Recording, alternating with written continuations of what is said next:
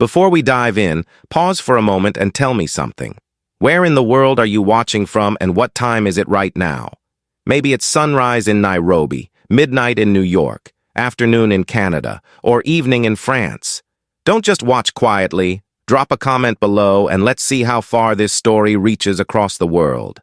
Now, lean in and let's begin. Céleste Dubois pressed her back against the barn door, her heart hammering as she stared at the man bleeding onto her hay. The stranger's dark hair was matted with sweat and dirt, his shirt torn and stained crimson from a bullet wound in his shoulder. His eyes, piercing blue even in the dim light, fixed on hers with a mixture of desperation and something dangerous that made her breath catch. She should scream. She should run. Instead, she found herself stepping closer, drawn by an inexplicable pull toward this wounded outlaw who'd stumbled into her life like a ghost from her darkest dreams. The man tried to sit up, wincing as fresh blood seeped through his makeshift bandage. "Please," he whispered, his voice rough as gravel. "Don't turn me in. I know what I look like, what you must think. But I swear on my mother's grave, I'm not the monster they say I am." His accent carried traces of Louisiana French like her own, and the familiarity of it hit her like a physical blow. When was the last time she'd heard her native tongue spoken with such pain, such raw honesty? Celeste's hands trembled as she knelt beside him, her widow's black dress pooling around her like ink.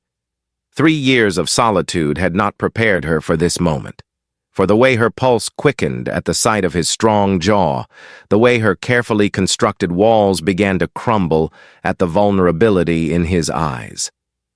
"Who are you?" she whispered in French, testing whether he would understand. His eyes widened with surprise and something that looked almost like relief. "Lucien Moreau," he replied in the same language, his voice breaking slightly. "And I am a man running from a past that refuses to stay buried." The way he said it, with such profound weariness, made Celeste's chest tighten with an emotion she'd thought died with her husband. This stranger was dangerous, possibly deadly, certainly wanted by the law.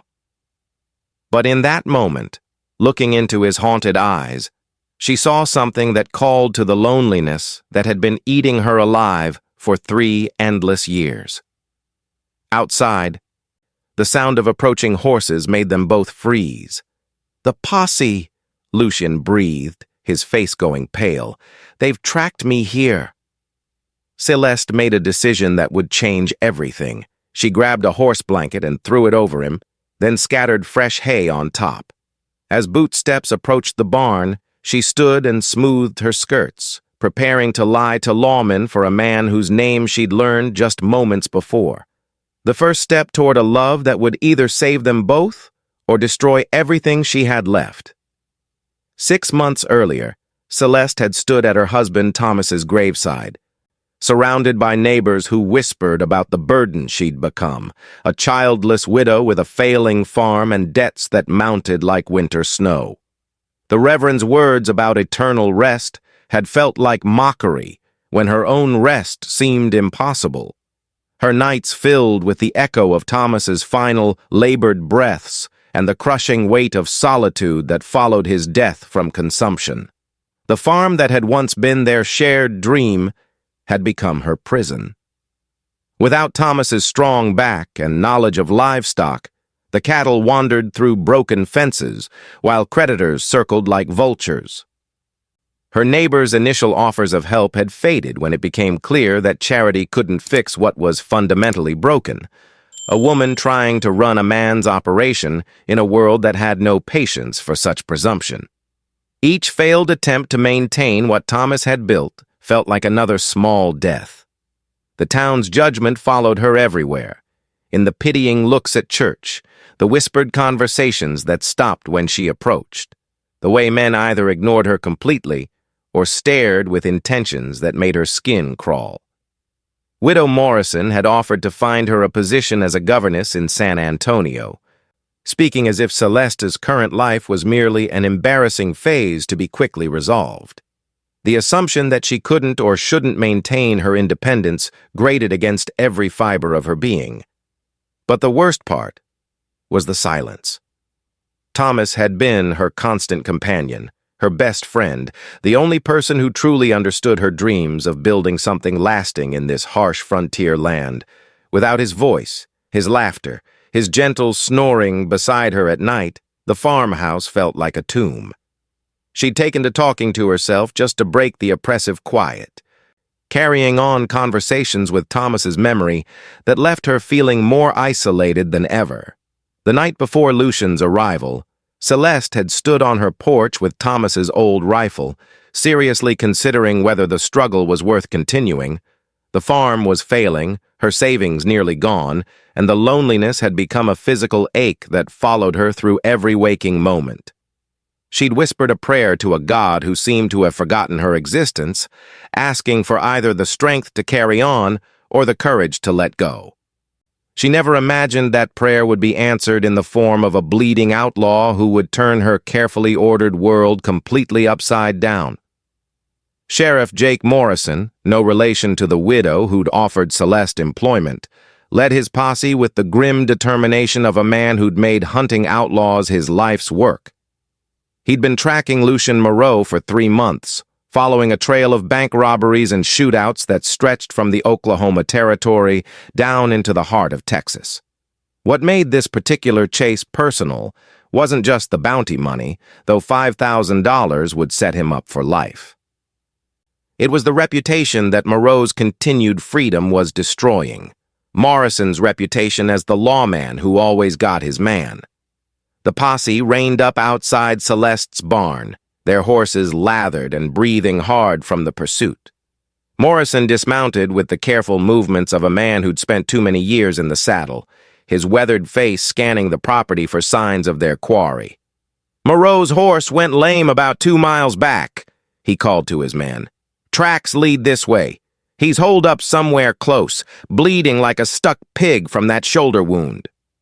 Deputy Matthews, a young man still eager to prove himself worthy of the badge, pointed toward the farmhouse. "Could be he forced his way inside, Sheriff?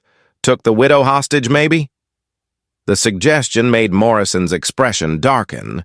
Civilians complicated everything, especially helpless women who might get caught in crossfire. But Morrison knew Moreau's reputation well enough to doubt the hostage theory. The outlaw was known for many things, but harming innocents wasn't among them. "Spread out," Morrison ordered, his voice carrying the authority of 20 years in law enforcement. "Check every building, every hiding place.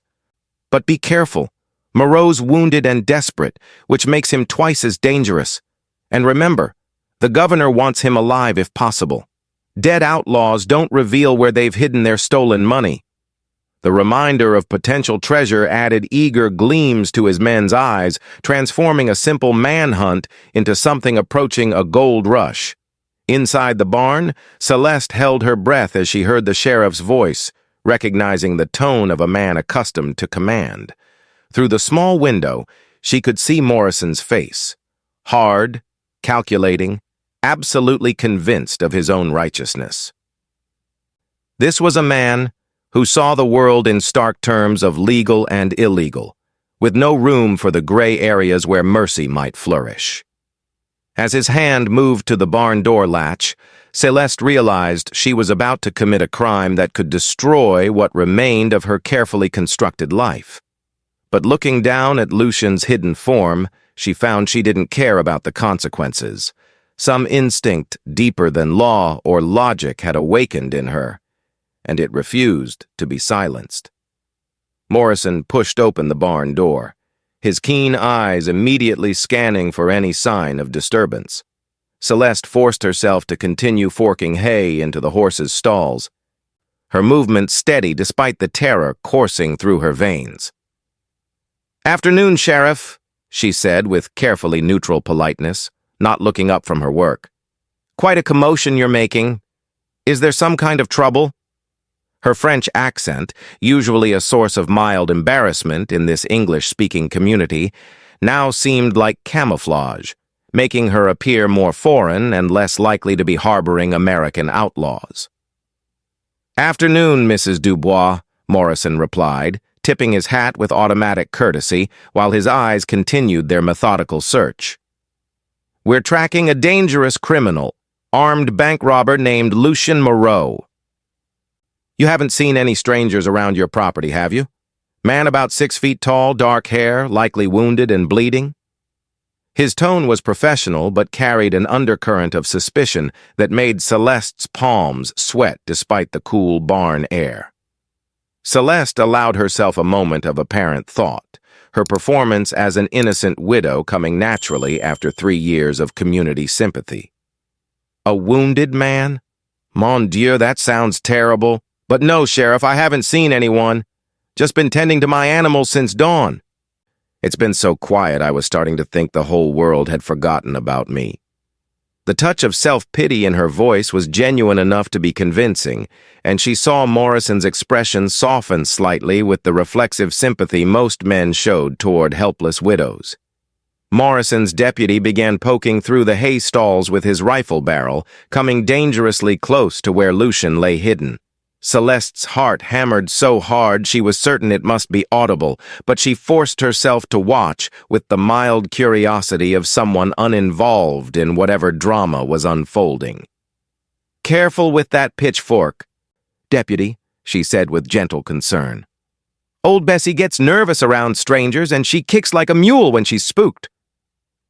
The warning served the dual purpose of seeming helpful while directing attention away from Lucien's hiding spot. The search continued for agonizing minutes that felt like hours. Morrison examined the barn with the thoroughness of a man who'd learned never to take anything at face value, but Celeste's performance as a lonely, harmless widow seemed to be working. When he finally stepped back toward the door, his frustration was evident. "If you see anything unusual, Mrs. Dubois, anything at all, you send word immediately. This Moreau is extremely dangerous, and you're isolated out here. A woman alone."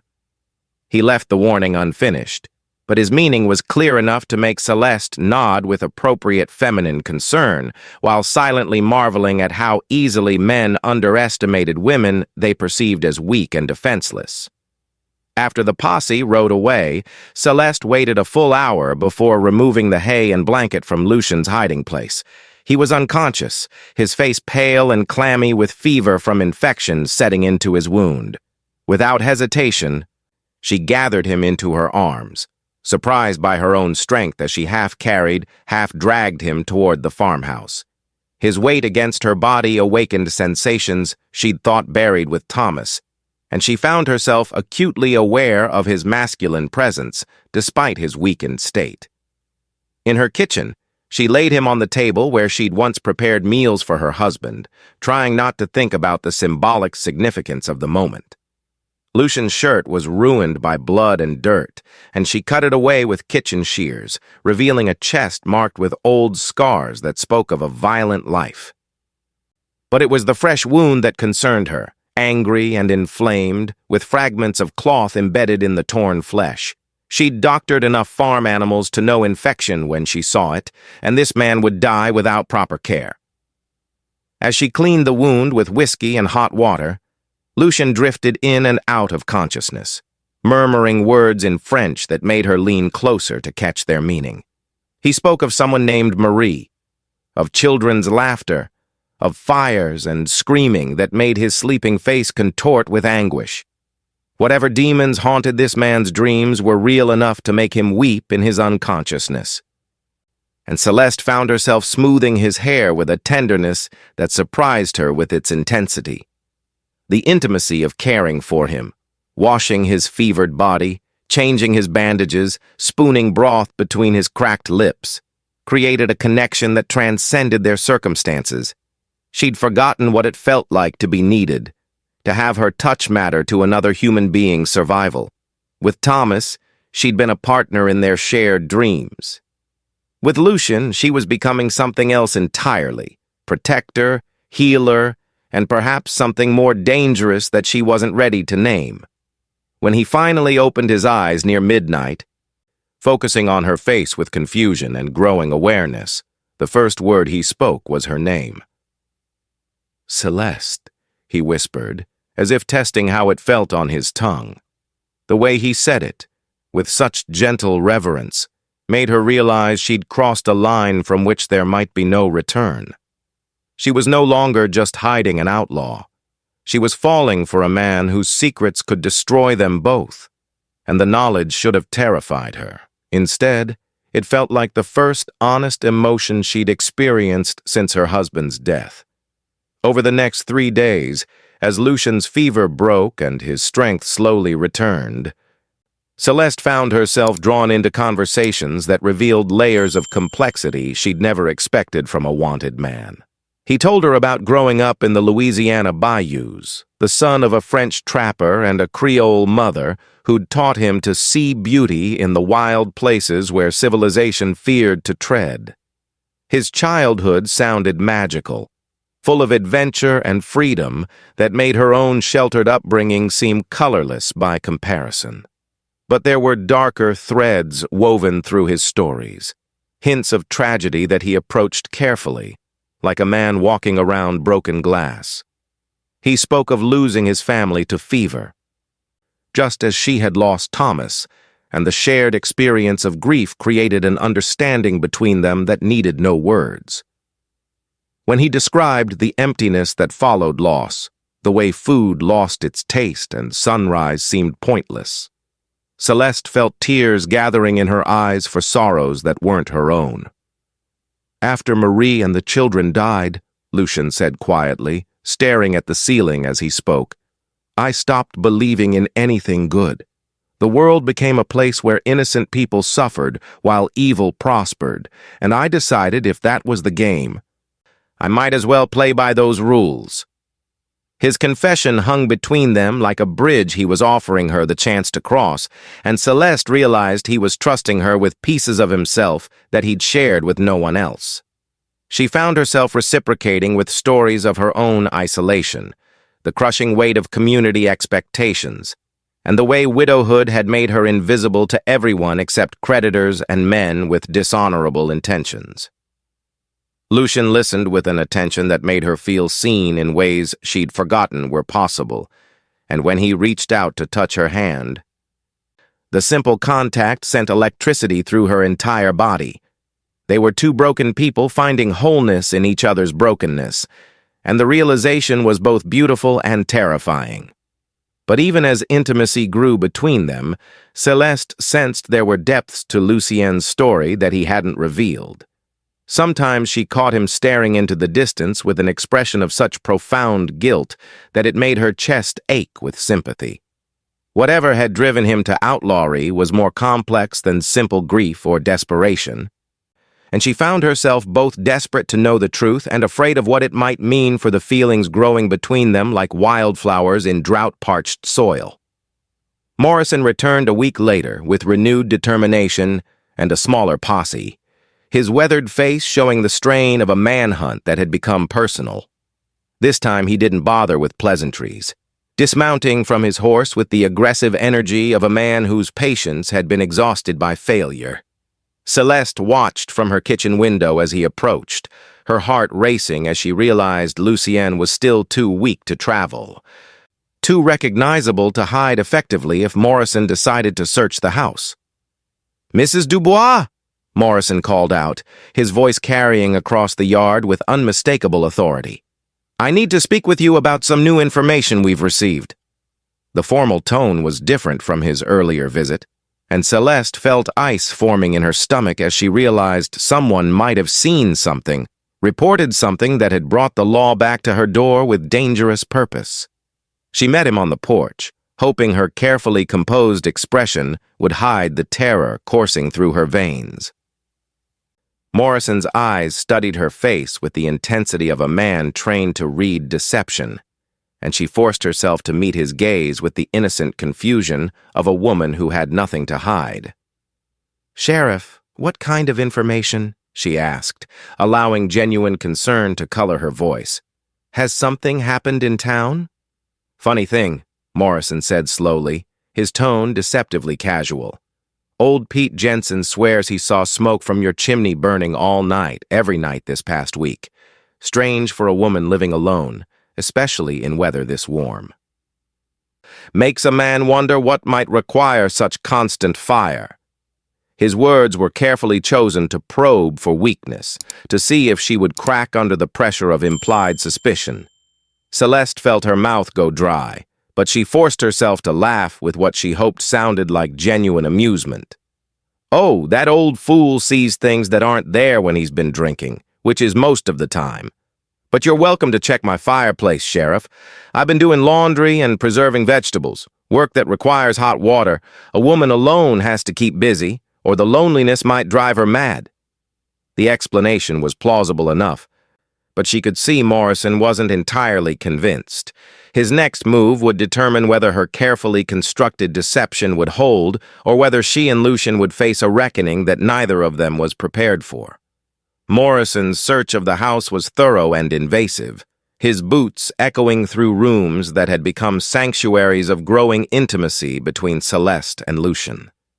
She guided him through each space with nervous chatter about her daily routines, pointing out the laundry lines and preserved vegetables that supported her cover story. All the while, her mind raced with awareness of how close they'd come to disaster and how much closer they might still be. Lucien had hidden in the root cellar beneath the kitchen floor, a space barely large enough for a man his size and accessible only through a trap door concealed beneath a heavy rug.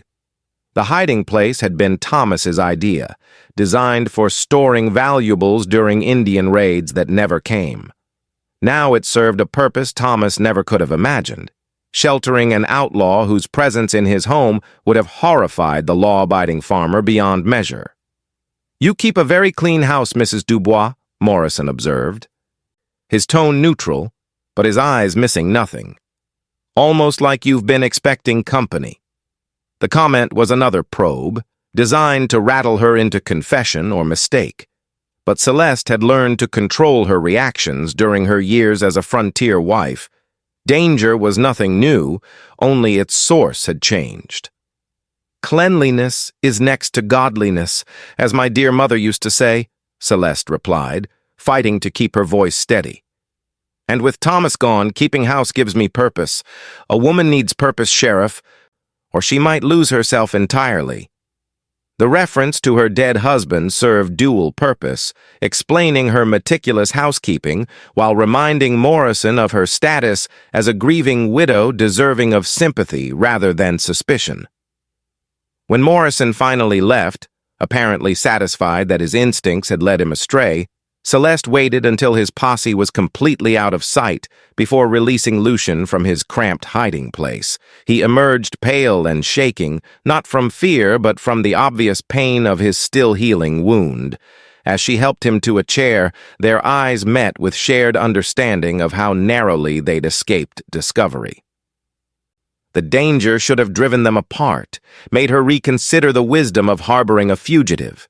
Instead, it drew them closer together, two people bound by secrets that could destroy them both if exposed to the harsh light of frontier justice. That night, as Lucien's strength returned and the immediate danger passed, Céleste finally gathered the courage to ask the question that had been haunting her since their first conversation.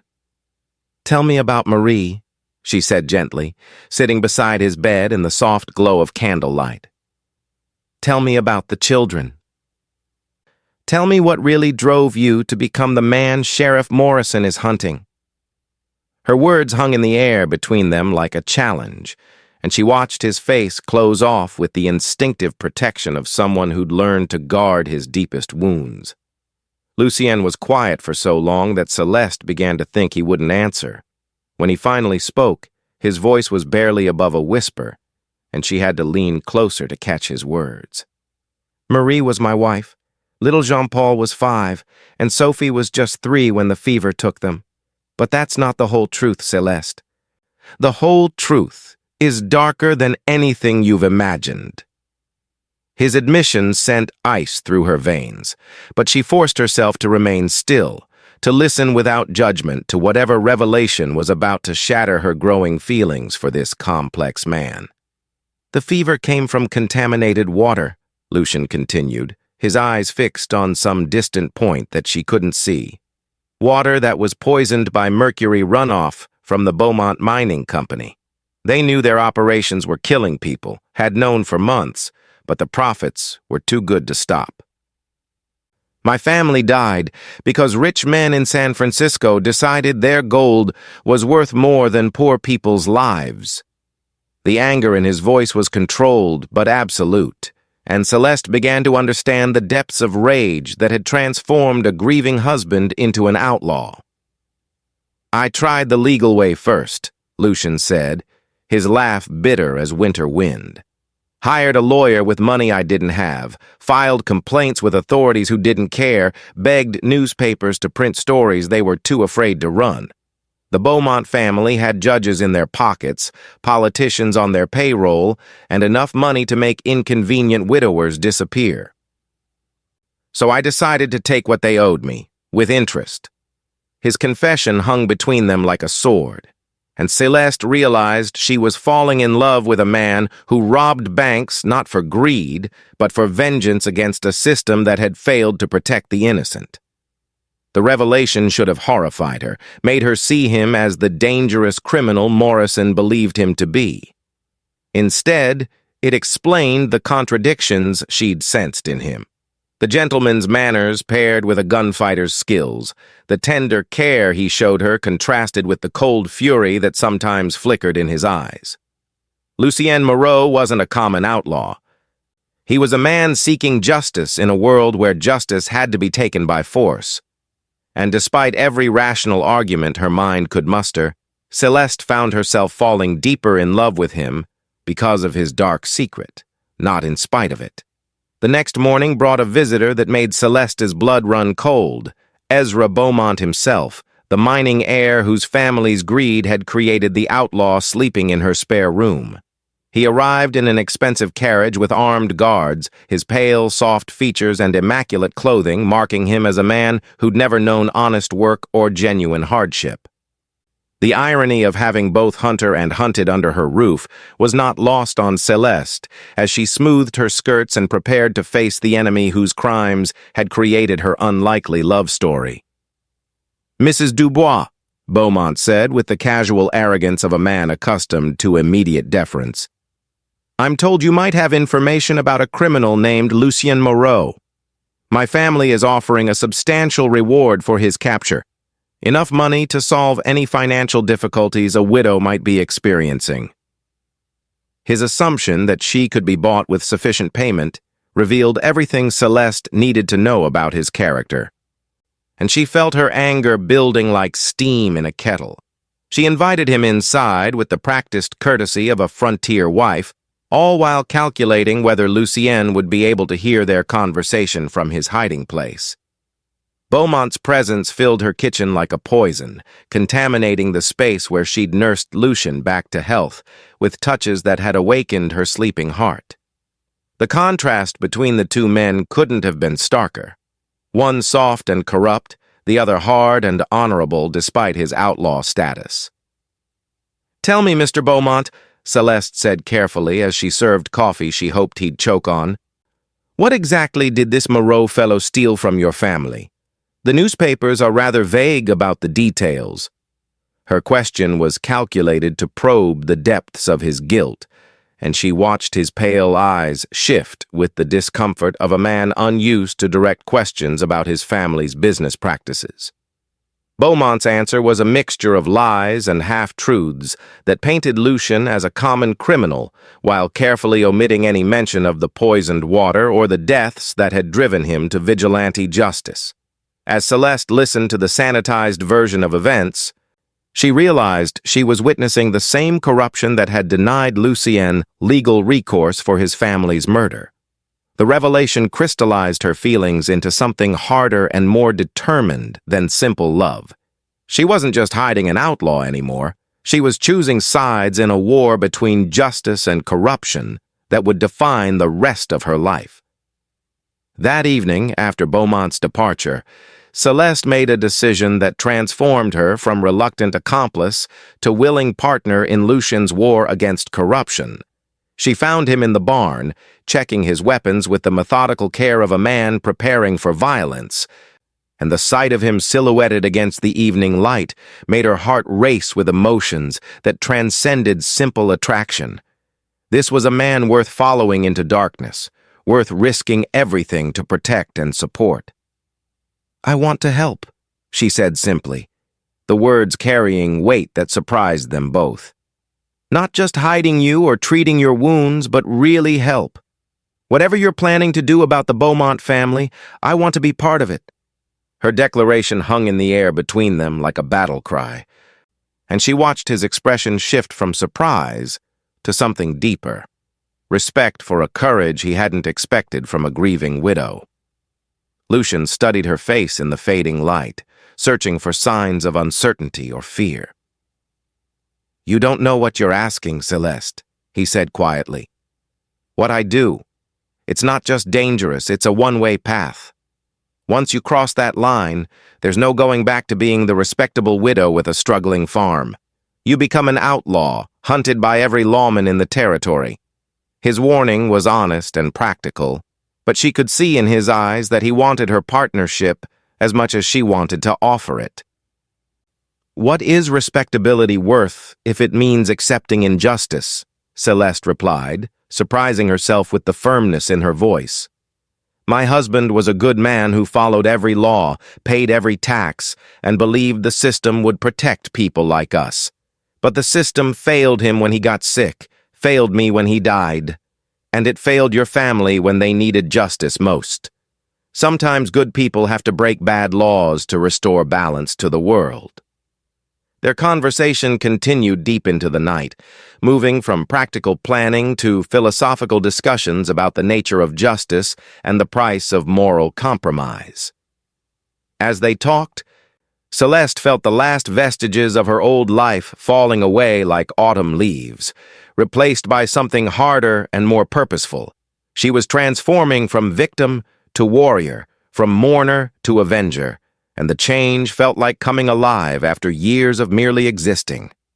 When Lucien finally reached for her hand in the darkness, pulling her close with a tenderness that belied his reputation as a dangerous outlaw, Céleste knew she'd found her true calling. Love had awakened in her heart, not despite his dark secret, but because of it, because he represented everything she'd learned to value in a world that seemed designed to crush the innocent beneath the wheels of greed and corruption. Their first mission together came sooner than expected when word reached them through Lucien's network of sympathizers that a Beaumont payroll shipment would be traveling the old mining road, money earned from the same poisoned operations that had killed his family. Céleste insisted on riding with him despite his protests, and their argument revealed the depth of his protective instincts, as well as her determination to prove herself worthy of partnership in his dangerous crusade. "This isn't some romantic adventure," Lucien said harshly, his voice edged with fear for her safety. "Men die in these operations, Céleste.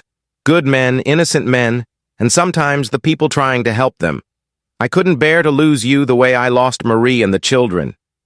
His admission of vulnerability touched her more deeply than any declaration of love could have, revealing the tender heart that beat beneath his outlaw's exterior. Céleste stood her ground with the quiet determination of a woman who'd learned to fight for everything she valued. "And I couldn't bear to lose you to this war while sitting safely at home, wondering if each day would bring news of your death," she replied. "We're stronger together, Lucien. You know it, and I know it. Stop trying to protect me from my own choices." Her words carried the authority of someone who'd faced down creditors, hostile neighbors, and her own crushing grief without breaking. Their preparation for the robbery revealed how naturally they worked together, combining his experience with her intelligence to create a plan that was both efficient and ethical. They would take only the money stolen from workers through unsafe conditions, leaving personal belongings and any legitimate earnings untouched. It was robbery with principles, theft in service of justice, and the moral complexity of their actions made Céleste feel more alive than she had since Thomas's death. As they rode out together under a moon that seemed to bless their criminal enterprise, Céleste felt the last chains of her old life falling away. She was no longer Thomas's widow or the community's object of pity. She was Lucien's partner, an outlaw in her own right, a woman who'd chosen justice over respectability and love over safety. The transformation should have terrified her, but instead it felt like coming home to a version of herself she'd never known existed. The payroll robbery unfolded with a precision that surprised even Lucien, who'd grown accustomed to working alone and adapting to unexpected complications. Céleste proved to have nerves of steel and instincts that seemed almost supernatural. Anticipating problems before they developed and solving them with creativity that left him marveling at her hidden depths. When the Beaumont guards reached for their weapons, she was ready with covering fire that pinned them down without unnecessary violence. The stolen money felt heavy with moral weight as they divided it in their hidden camp afterward, knowing that every dollar represented suffering caused by corporate greed and government corruption. Lucien had planned to distribute most of it to families affected by the mining company's crimes, keeping only enough to fund their continuing operations against the Beaumont Empire. Watching Céleste count bills with the same methodical care she'd once used for household accounts, he realized she'd fully embraced their outlaw life with no apparent regrets. "How does it feel?" he asked quietly as they worked by firelight, genuinely curious about her emotional state after committing her first serious crime. He'd expected guilt, perhaps tears, certainly some reaction to the magnitude of what she'd done. Instead, she seemed calm and focused, as if robbing payroll shipments was simply another household chore requiring attention to detail. Céleste looked up from the money with eyes that reflected the flames, her expression serene in a way that took his breath away. "It feels like justice," she said simply, "like we're finally fighting back against the forces that destroyed both our families. I know it's wrong by the law's standards, but sometimes the law serves evil instead of good. When that happens, good people have to make their own justice." Her words revealed a philosophical depth that matched his own, confirming that they were truly partners in every sense. Their celebration that night was both tender and passionate, two outlaws finding solace in each other's arms while the world slept peacefully around them. But their joy was tempered by the knowledge that their success would bring increased attention from law enforcement, making their future together more dangerous and uncertain. As Céleste fell asleep against his chest, Lucien whispered promises he wasn't sure he could keep, that they would survive this war, that they would find peace together, that love would ultimately triumph over the forces arrayed against them. Morrison's response to the payroll robbery was swift and brutal, bringing federal marshals into the territory with authorization to shoot outlaws on sight rather than attempting capture. Wanted posters bearing both their faces appeared in every town within 100 miles, transforming Céleste from anonymous widow to notorious criminal overnight. The bounty on their heads was enough to tempt even their closest allies, making trust a luxury they could no longer afford. Their hideout in the abandoned mining camp became a fortress of necessity, with escape routes planned and supplies cached for the siege they both knew was coming. Céleste adapted to their new reality with remarkable resilience, learning to handle weapons with deadly efficiency while maintaining the gentle nature that had first attracted Lucien to her wounded soul. She was becoming something unprecedented, a lady outlaw with principles, a criminal with honor. The isolation should have been unbearable, but instead it intensified their connection in ways neither had anticipated. Without the distractions of society or the pretense of respectability, they discovered depths in each other that might have remained hidden in conventional circumstances. Their love deepened from desperate attraction to profound partnership, each complementing the other's strengths while compensating for their weaknesses. But the bounty hunters were closing in, following a trail of clues that led inexorably toward their mountain sanctuary. Lucien could feel the net tightening around them, and he began making preparations for a final confrontation that might cost them everything they'd built together. The thought of losing Céleste to violence filled him with rage and despair in equal measure, but her calm acceptance of their dangerous circumstances gave him strength to face whatever was coming. Their last night of peace was spent in each other's arms, speaking quietly of dreams they might never live to fulfill, a home where they could be honest about their past, children who would grow up knowing justice was worth fighting for, a world where love mattered more than law. As dawn approached, bringing with it the sound of distant horses and the promise of final reckoning, they held each other with the fierce tenderness of people who knew their time together might be measured in hours rather than years. The attack came at sunrise, with Morrison's enlarged posse surrounding their hideout in a coordinated assault that spoke of careful planning and overwhelming force. Gunfire erupted from multiple directions as federal marshals and bounty hunters closed their trap, leaving Lucien and Céleste pinned down in their cabin with limited ammunition and no clear escape route. The battle that followed would determine whether their love story ended in death or transformation. Céleste fought beside Lucien with a courage that would have made Thomas proud, her rifle speaking with deadly accuracy as she protected the man who'd awakened her heart from its 3-year slumber. She'd learned to shoot as a frontier wife, but she'd learned to kill as an outlaw's partner, and the distinction made all the difference in their desperate fight for survival. Each shot was calculated not just to defend, but to create opportunities for the escape they both knew was their only hope. The cabin became a fortress under siege, with bullets splintering wood and shattering windows, while the two outlaws fought with the desperation of cornered wolves. Lucien marveled at Céleste's transformation from grieving widow to deadly gunfighter, her face calm and focused as she reloaded and returned fire with mechanical precision. This was the woman he'd fallen in love with, not just beautiful and kind, but strong enough to stand beside him against impossible odds. But their ammunition was running low, and Morrison's men were tightening the noose with professional efficiency. The sheriff's voice carried across the clearing, offering terms that were really ultimatums: surrender and face trial, or die together in the ruins of their criminal partnership.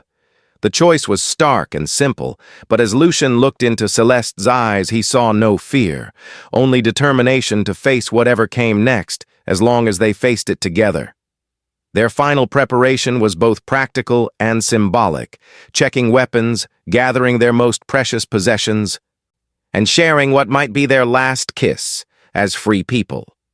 Whatever happened in the next few minutes would define not just the end of their story, but its meaning. They'd chosen love over law, justice over safety, and each other over everything else the world had to offer. Now it remained to be seen whether those choices would lead to redemption or destruction. Lucien's last desperate plan required splitting up, something that went against every instinct he'd developed since falling in love with Céleste. He would create a diversion by charging Morrison's position directly, drawing fire and attention while she escaped through the hidden passage they'd prepared for exactly this scenario. It was a plan born of love and sacrifice, designed to save the woman who'd become his entire world, even if it cost him his life. "No," Céleste said firmly when he explained his intentions, her voice carrying the authority of someone who'd learned to command respect through actions rather than words. "We started this together, and we'll finish it together. I won't be the grieving widow again, Lucien.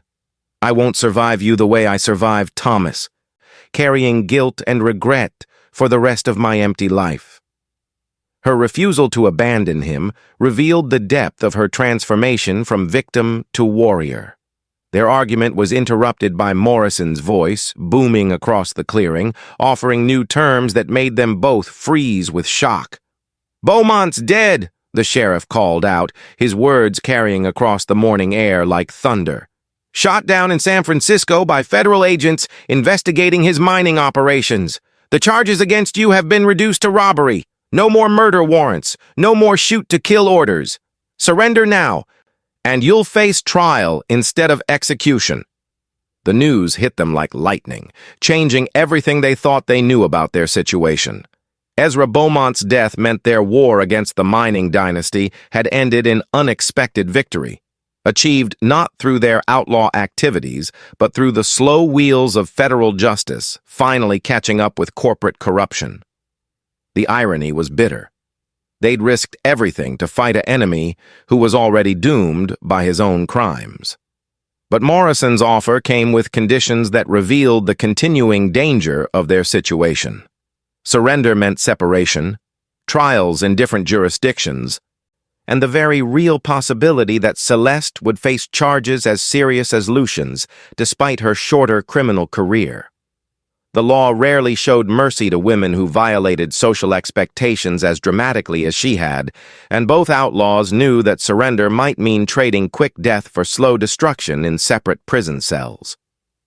Morrison's patience finally snapped, and he ordered his men to storm the cabin in a final assault that would end the siege one way or another.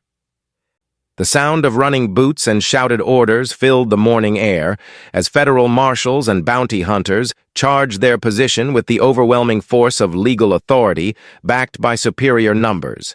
Lucien and Céleste took their positions with the calm acceptance of people who'd found peace with their choices, whatever the consequences might be. The battle was brutal and brief, with gunfire echoing through the mountains like thunder, while two desperate outlaws made their final stand against the forces arrayed against them. Céleste fought with a fury that surprised even herself, protecting not just her own life but the love that had redeemed her from years of meaningless existence. Every shot was fired for justice, for the memory of Lucien's murdered family, for the right to choose love over law. When Morrison himself appeared in the cabin doorway, his gun trained on Lucien's chest, Céleste made a choice that would define the rest of their story. She stepped between them without hesitation, her own weapon steady despite the tears streaming down her face. "You want him?" she said quietly, her voice carrying absolute finality. "You'll have to go through me first. And Sheriff, I promise you won't enjoy the experience." The standoff stretched into eternity, with three people who'd been transformed by events beyond their control facing the moment of ultimate truth. Morrison saw not criminals, but tragic figures caught in circumstances that had forced impossible choices upon them. Lucien saw the woman he loved willing to die for him, proving that their outlaw partnership had become something deeper and more sacred than mere romance. Céleste saw the chance to finally take control of her own destiny, refusing to be anyone's victim ever again. The sound of approaching horses broke the tension as federal agents arrived with news that would change everything once more.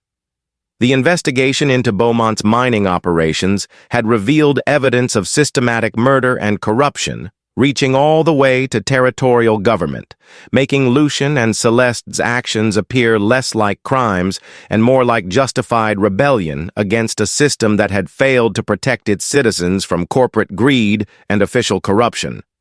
Federal Marshal Catherine Hayes dismounted from her horse with the bearing of a woman accustomed to command, her arrival transforming the siege into something approaching a negotiation. She'd been investigating the Beaumont case for months, following a trail of corruption that had led to resignations, arrests, and the kind of justice that Lucien had sought through his outlaw campaign. Her presence offered possibilities that neither outlaw had dared to imagine. "Mr. Moreau, Mrs. Dubois," Marshal Hayes said formally, her voice carrying the authority of federal law, but tempered with something approaching sympathy. "I'm here to offer you a choice that your actions have earned through your campaign against the Beaumont mining interests. The federal government is prepared to offer full pardons in exchange for your testimony against the remaining members of the corruption network." Her words carried the weight of redemption, the possibility of returning to legal society without the shadow of outlaw status. The offer was more generous than anything they'd hoped for, but it came with conditions that revealed the complexity of their situation. Testimony would mean reliving the tragedies that had driven them to outlawry, exposing their love story to public scrutiny, and accepting that their criminal activities had been justified by circumstances rather than law. It was vindication mixed with humiliation, freedom purchased through public confession. Lucien and Céleste exchanged glances that carried the weight of everything they'd shared, the danger, the passion, the transformation of two broken people into something stronger than either could have been alone. Their love had been forged in fire and tested by violence, but now it would face a different kind of trial as they decided whether to accept redemption or continue their outlaw existence together in the wilderness. "What guarantee do we have?" Céleste asked quietly, her question revealing the practical wisdom that had made her such an effective partner in their criminal enterprise. "What assurance that cooperation with federal authorities won't simply make us targets for the remaining corruption network?" Her concern was valid. Too many witnesses had died mysteriously after agreeing to testify against powerful interests, and their love story could end in assassination rather than redemption. The federal courthouse in Denver became the stage for a trial that captured national attention, transforming Lucien and Céleste from local outlaws into symbols of resistance against corporate corruption. Their testimony revealed the scope of Beaumont's crimes in devastating detail, painting a picture of systematic murder and environmental destruction that shocked even hardened court observers. The widow and the outlaw had become unlikely heroes in a larger story about justice versus greed. Céleste's testimony was particularly powerful, her transformation from grieving widow to determined criminal, providing a narrative that newspapers across the country seized upon with enthusiasm. She spoke with quiet dignity about losing her husband to a system that valued profit over human life, about finding love with a man whose own family had been destroyed by the same corruption, and about choosing to fight back when legal remedies proved inadequate or non-existent. Lucien's confession was equally compelling, revealing the depth of his grief and the careful planning that had driven his campaign against the mining interests.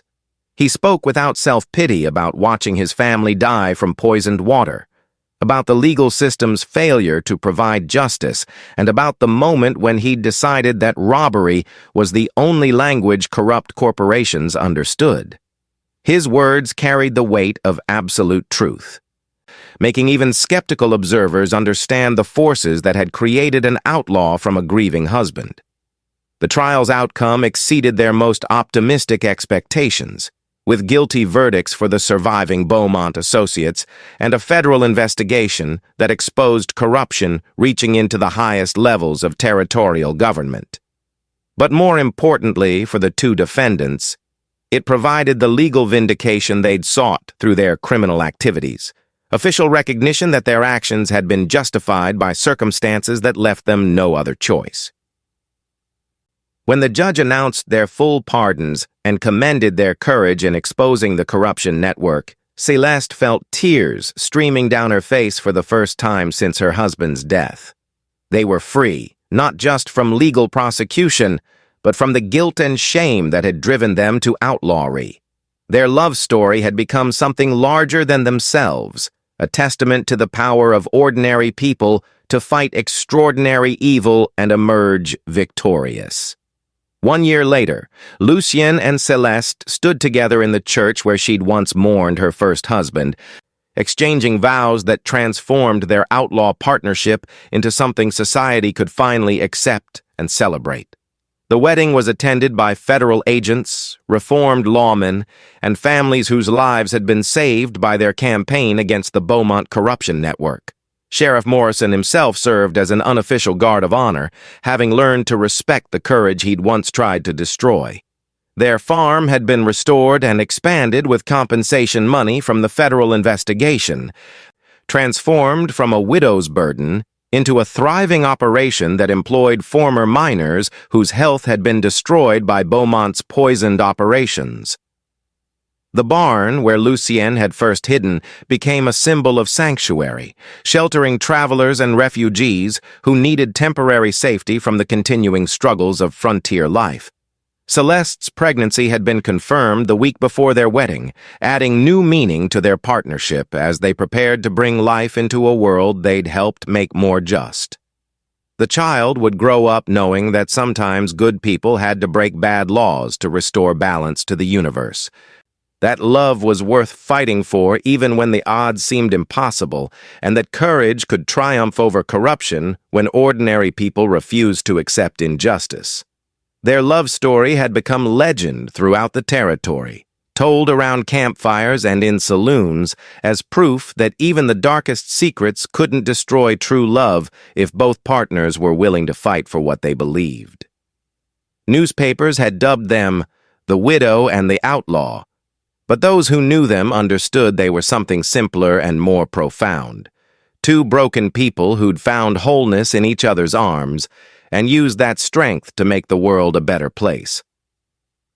As they danced at their wedding reception under stars that had witnessed their transformation from criminals to heroes, Lucien whispered words of love in French that made Céleste's heart race with the same passion she'd felt during their first dangerous days together. They'd learned that love could indeed conquer all, but only when backed by courage, justice, and the willingness to sacrifice everything for what truly mattered. Their dark secret had become their greatest strength.